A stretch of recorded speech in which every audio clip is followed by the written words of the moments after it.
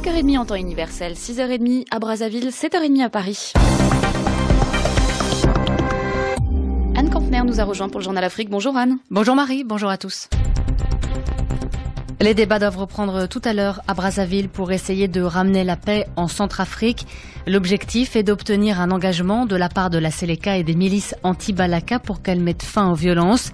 Mais les discussions étaient assez mal engagées hier soir. La justice burundaise rejette en appel la demande de liberté provisoire déposée par Pierre Claver Mbonimpa. Ce défenseur des droits de l'homme est jugé depuis le début du mois pour atteinte à la sûreté de l'État.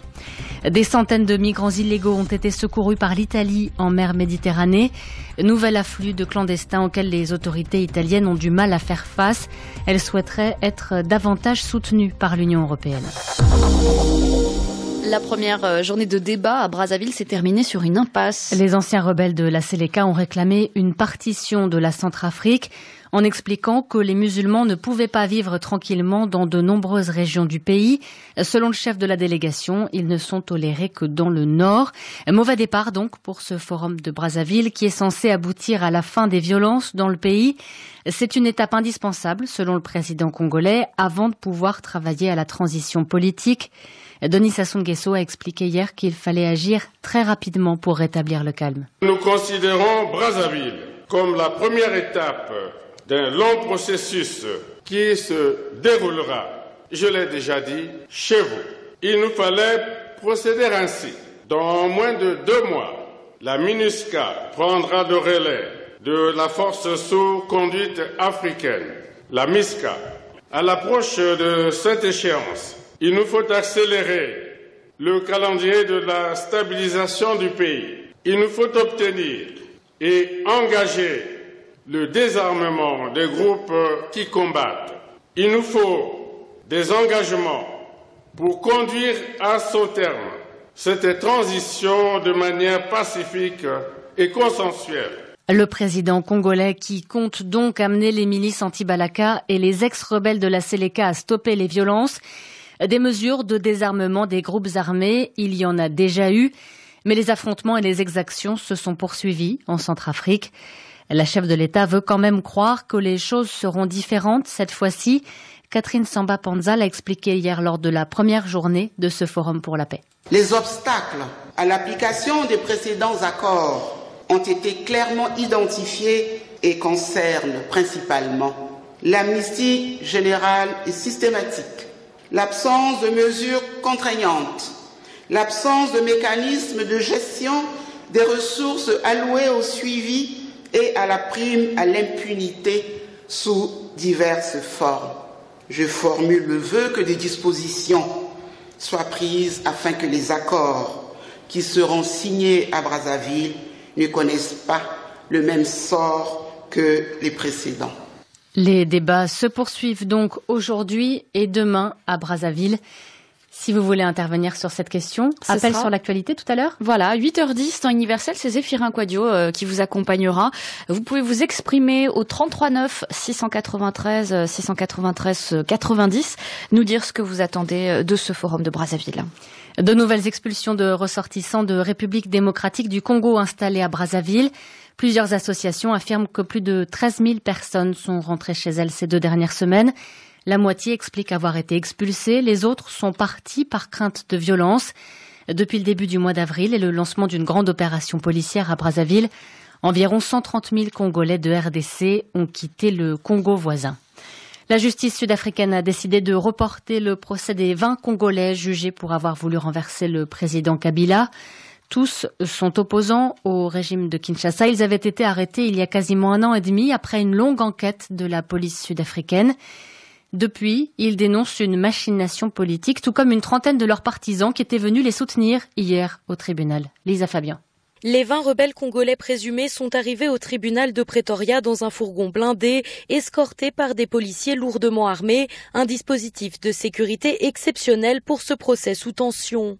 Mais finalement, l'audience n'a duré que quelques minutes, le juge ayant décidé de repousser l'ouverture du procès à la semaine prochaine.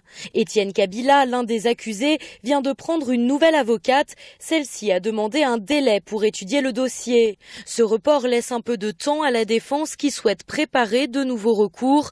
Maître Pilet, qui représente 14 des accusés, a notamment expliqué que ses clients avaient subi des maltraitances en prison. Le juge a demandé à ce que ces accusations soient vérifiées au plus vite. Maître Pilet veut également contester le piège tendu aux rebelles présumés par la police sud-africaine. L'arrestation de ces hommes avait été rendue possible grâce à l'infiltration d'une taupe dans leur groupe, une manœuvre illégale selon la défense. Les 20 accusés ont quitté le tribunal sous les acclamations d'une trentaine de compatriotes venus les soutenir.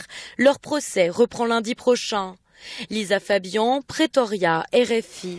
Pierre Claver Mbonimpa reste en prison au Burundi. Le défenseur des droits de l'homme a été arrêté en mai alors qu'il enquêtait sur de possibles formations militaires dispensées à de jeunes Burundais en République démocratique du Congo. Et il est jugé depuis le début du mois pour atteinte à la sûreté de l'État. Pour la deuxième fois, il avait demandé une remise en liberté provisoire et pour la deuxième fois, la justice burundaise a dit non. Esdras Dikumana. Pas de répit pour Pierre Claver Mbonimpa, malgré son grand âge, 65 ans, et une maladie incurable, le diabète. Après le tribunal de grande instance de Bujumbura, la Cour d'appel a rejeté hier sa demande de mise en liberté provisoire.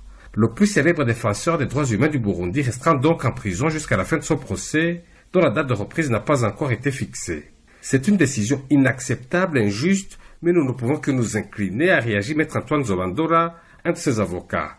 Cela va à l'encontre, dit-il, d'une circulaire ministérielle qui prévoit la liberté provisoire pour les détenus âgés de plus de 60 ans et atteints d'une maladie chronique, c'est son cas.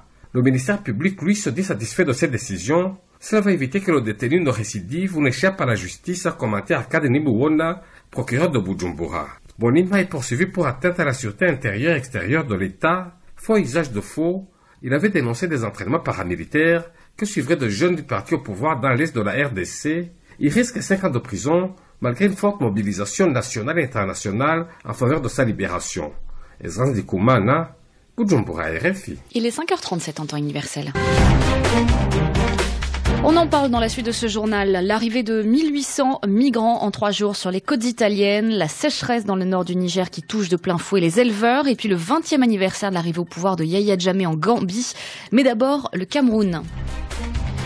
On en sait un peu plus sur l'attaque qui a visé des policiers vendredi dernier. Elle avait fait 1 mort et 1 blessé près d'Amchidé. Le porte-parole du ministère de la Défense a donné des détails hier sur cette nouvelle incursion de Boko Haram du côté camerounais de la frontière avec le Nigeria. Le colonel Badjek explique que le groupe terroriste utilise encore le territoire camerounais comme une zone de repli.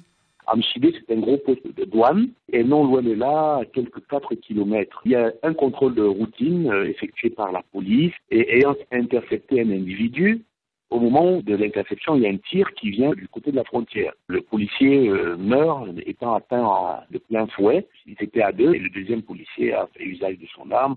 Et voilà, c'est un important poste de douane. Même s'il y a une insécurité qui existe aujourd'hui, les flux marchands entre les deux pays continuent. Les membres de cette secte veulent certainement se ravitailler. À partir de ce moment, donc, une zone comme Amchidé peut nous réserver un peu plus d'attention. On ne sait pas quand ils vont agir, on ne sait pas où ils vont agir. Donc, ce qu'il faudrait cultiver, c'est la réactivité, la flexibilité, la mobilité et la puissance de feu. Le porte-parole du ministère camerounais de la Défense. L'ancien sénateur gabonais Gabriel Eyégué-Comier est décédé.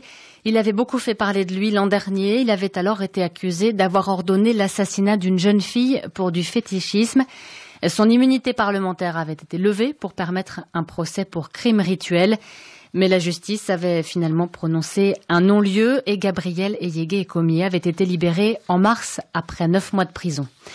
Des recherches étaient toujours en cours hier pour essayer de retrouver des migrants près des côtes italiennes. La marine a récupéré 800 personnes entassées à bord de 4 canots pneumatiques. 5 passagers ont trouvé la mort pendant la traversée de la Méditerranée.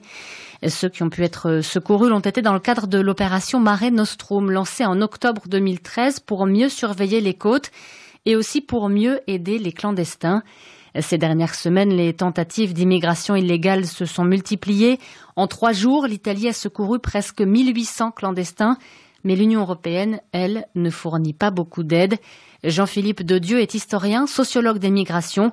Et il explique que beaucoup de pays se méfient de cette opération Mare Nostrum. Ce qu'il importe de noter, c'est que lors du sommet européen de juin dernier, il n'y a pas eu véritablement ni d'accord, ni mesure significative pour apporter une aide plus conséquente à l'Italie pour mutualiser cette opération qui est estimée à peu près à 9 millions d'euros par mois. On peut espérer que cette opération devienne pérenne, ou en tout cas s'inscrive dans le temps, que des moyens plus conséquents financiers et humains soient accordés à la surveillance et au sauvetage de ces migrants. En ce qui concerne la gestion des migrations par l'Union européenne, elle demeure extrêmement sécuritaire. Et il faut rappeler que à peu près 80% des personnes qui sont sauvées lors de ces opérations sont a priori des réfugiés. On constate combien l'Union européenne se trouve en défaut par rapport à ses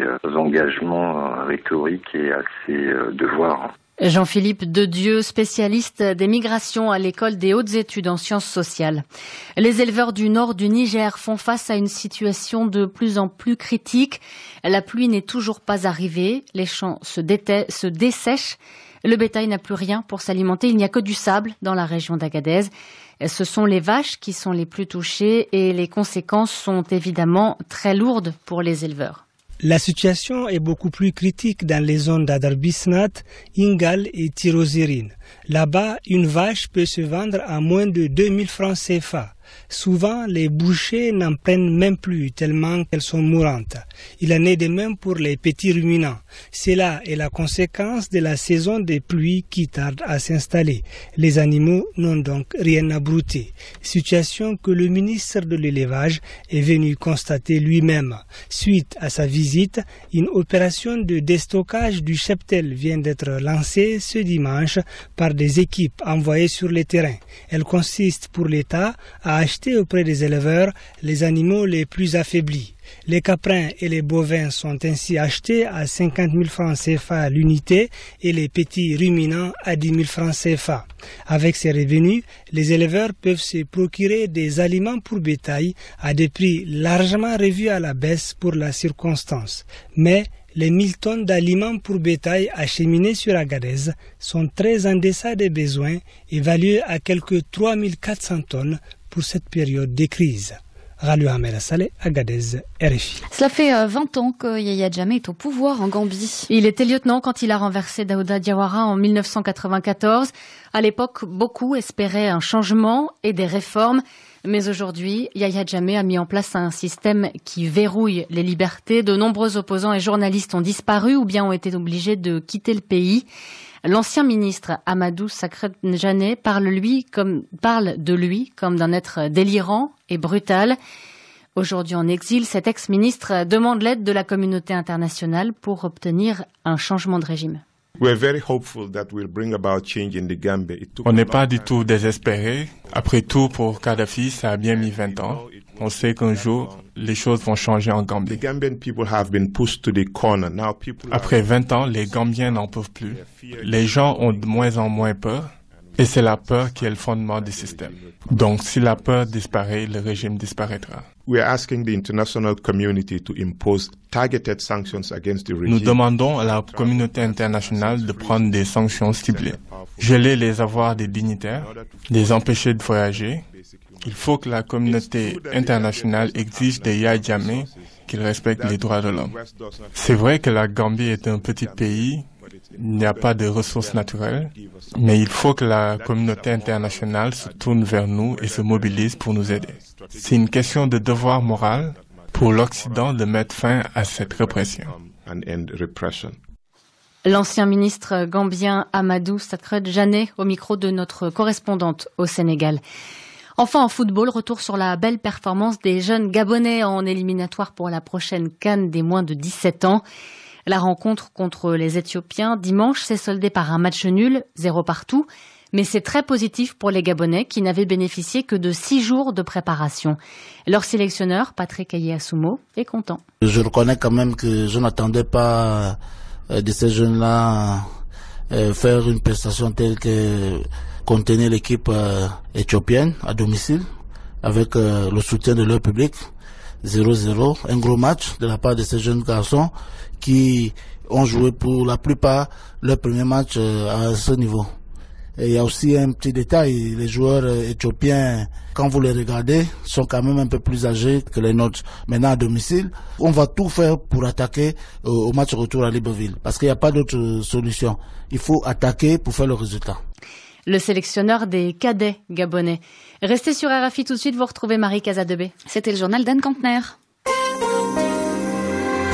Et la suite de cette édition, c'est une plongée dans les archives de la Première Guerre mondiale en Algérie. Le conflit est le point de départ de la première vague d'immigration vers la France. Les Algériens remplacent les ouvriers français partis au front.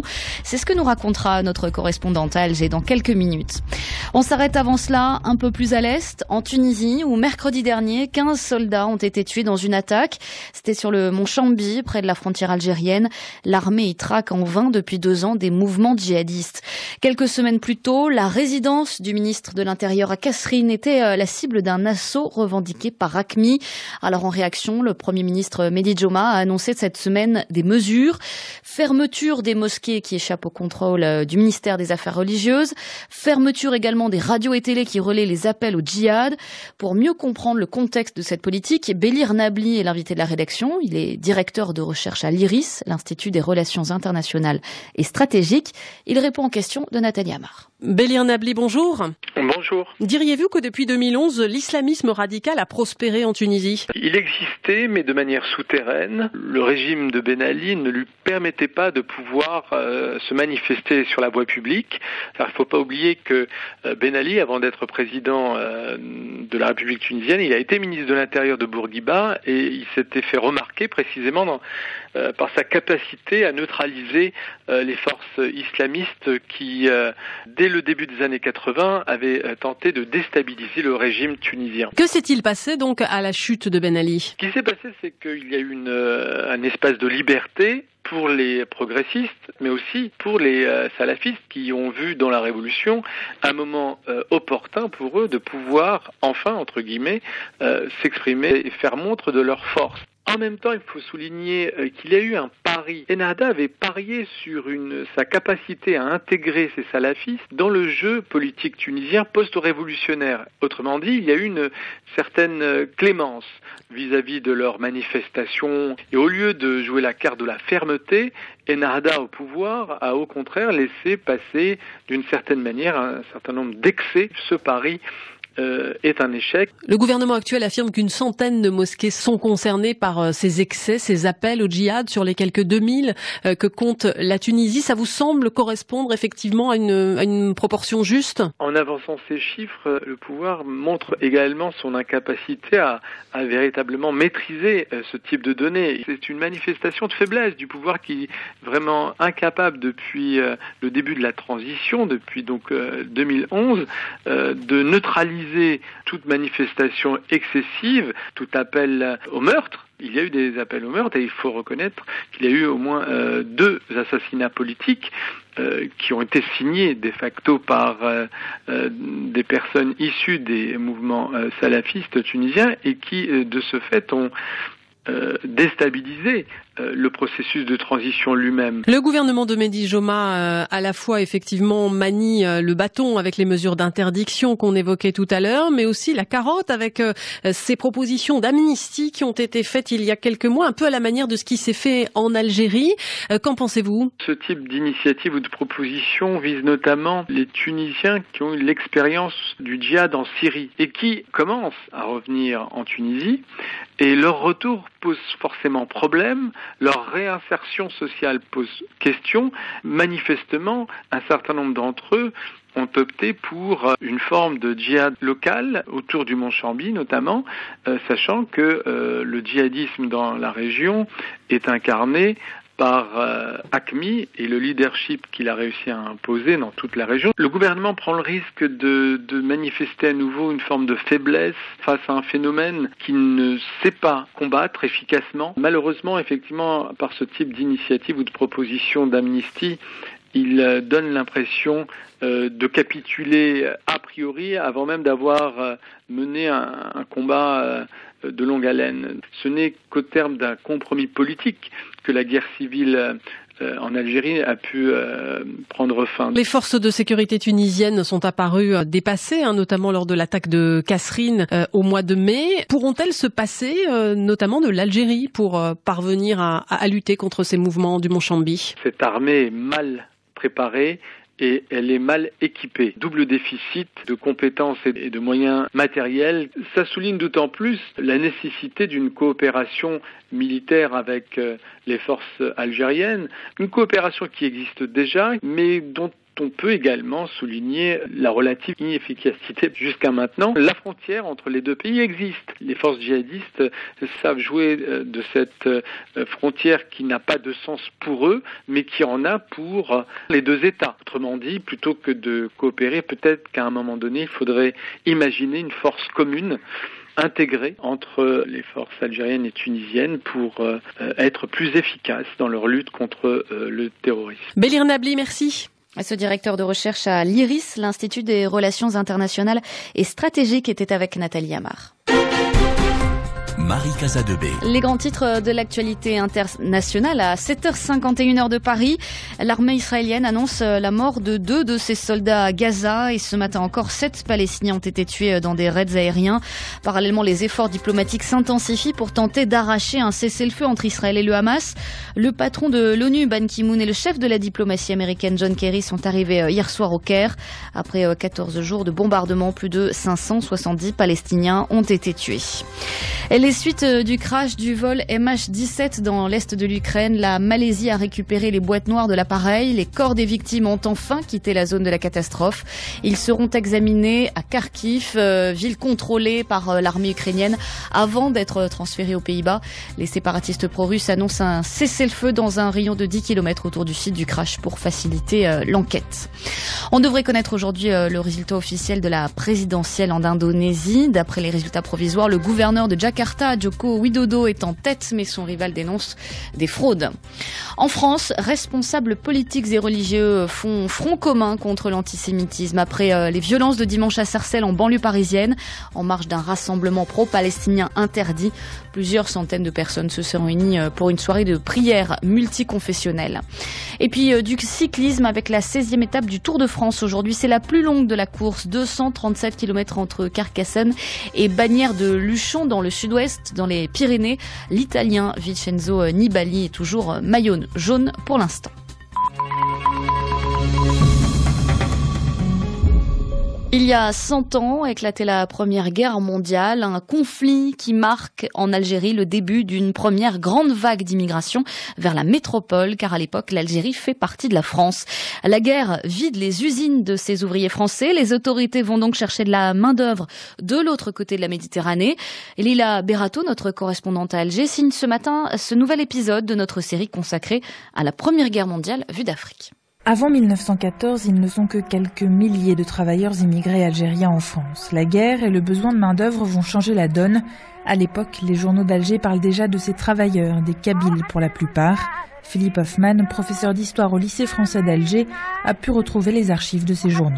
L'émigration algérienne et l'immigration donc en France commencent légèrement avant le début de la guerre de 14-18, avec notamment une forte population d'origine kabyle qui travaille à Marseille, au port ou dans les manufactures, dans les grandes villes industrielles françaises. Le fait ensuite qu'on réquisitionne ou qu'on attire, parce qu'il y avait toujours cet avantage financier des travailleurs pendant la guerre de 14-18 en France, beaucoup d'entre eux vont y rester. La plupart des 100 000 travailleurs d'Algérie sont renvoyés chez eux à la fin de la guerre. Mais le lien est fait. Certains s'y installent, d'autres y reviennent. L'exil, le départ vers la France fait désormais partie de la culture algérienne et notamment du patrimoine musical.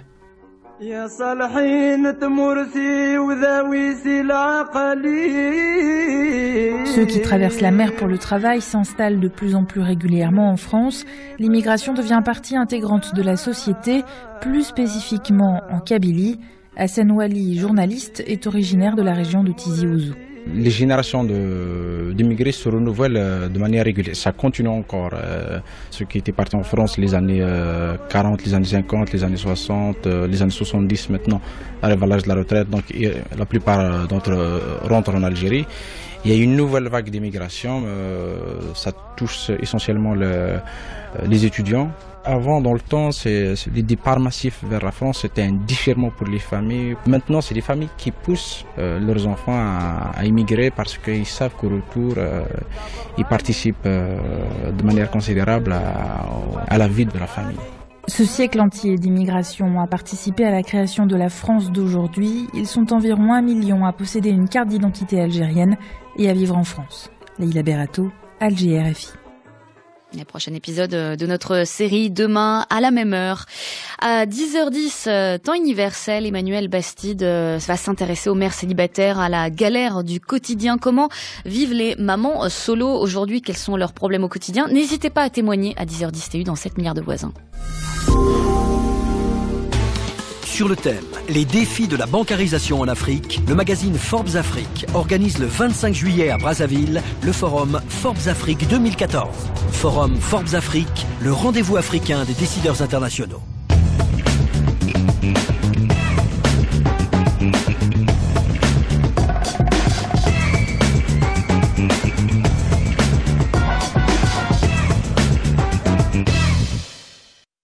Accent d'Europe, avec Frédéric Lebel, Laurent Berthaud et Catherine Roland. Tous les jours de l'été, du lundi au vendredi à 19h40, temps universel, retrouvez les meilleurs reportages d'Accent d'Europe. Sur notre page RFI.fr, branchez-vous en musique sur les instants pop de Vincent Teval. Et découvrez dès maintenant notre rubrique spéciale Made in Europe. Accent d'Europe, du lundi au vendredi, à partir de 19h40 TU. RFI. Comme en 14. Laurence Giordano, Sandrine Mercier. Comment des destins basculent pendant la Première Guerre mondiale? Des histoires d'hommes et de femmes pris dans la tourmente des événements racontés par leurs descendants. Et avec nous, des historiens qui réagissent sur ces destins et racontent la Grande Guerre. Une série qui a reçu le soutien de la mission du Centenaire. Comme en 14. Sandrine Mercier, Laurence Giordano. Samedi, à partir de 11h10 TU. RFI.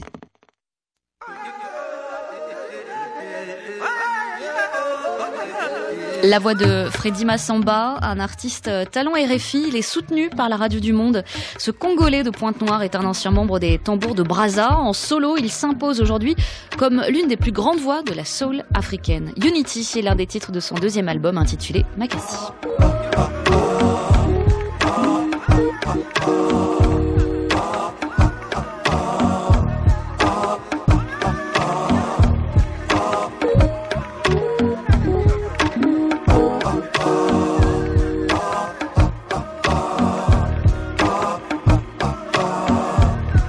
Nayo, Congo, Togo, Gabon, Nigeria, Soudan, Liberia, Burundi, Uganda, Nangadef, Sénégal, Mali, Guinée, Burkina Faso, Rwanda, Benin, Zambia. Asante sana Kenya, Tanzania, Zambia, Botswana, Zimbabwe, Somalia, Mozambique, Namibia. Tope sana maboko Africa. Elongo nabamoka nyonso Africa. Toli ngana ya solo Africa. Kobamboka na biso ekende liboso Africa. Mibaramo, Centrafrique, Niger, Égypte, Tunisie, Swaziland, Angola, Sao Tome, Principe, Lesotho, Akwaba, Ghana, Ethiopia, Morocco, Djibouti, Cameroun, Malawi, South Africa, Mauritanie, Érythrée, Libya, Comores, Cabo Verde, Côte d'Ivoire, Madagascar, Île Maurice, Africa, Nyonso, Lisanga, Tope, Sana, Maboko, Africa, Elongo, Nabamoka, Nyonso, Africa, Toli, Nganaya, Solo, Africa, Kobamboka, Nabiso, Ekende, Liboso, Africa, Simbana, Maboko, Africa, Pokimia, Ezara, Namitema, Nabiso. Unity, le message pacifiste de Freddy Massamba, un extrait de son deuxième album intitulé Makassi. Retrouvez Freddy Massamba sur www.rfi.fr/talent. Restez avec nous, la Sud-Afrique Matin, c'est un journal tout de suite sur la radio du Monde.